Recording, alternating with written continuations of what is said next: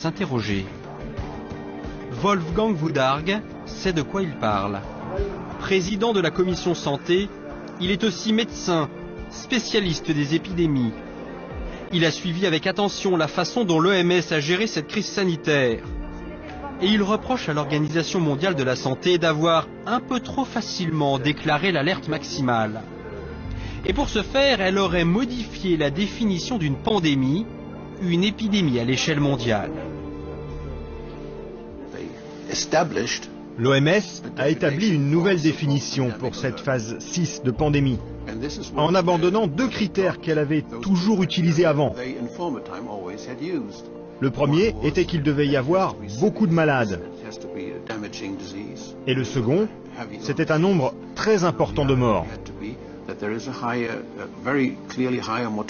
C'était dans la définition du mot pandémie auparavant. Beaucoup de malades, beaucoup de morts. Et ils ont juste abandonné ces deux critères. Aujourd'hui, l'OMS se défend d'avoir changé sa définition.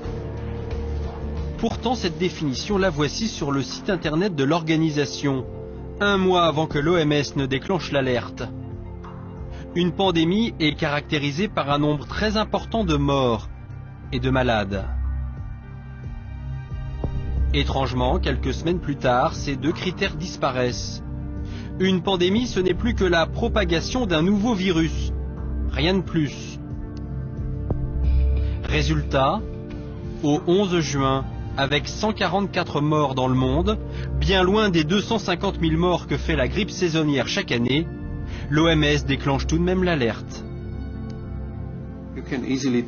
Avec cette nouvelle définition, vous pouvez facilement déclarer une pandémie chaque année.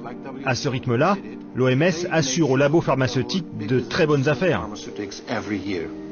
Car les premiers intéressés par le déclenchement d'une pandémie, ce sont les laboratoires.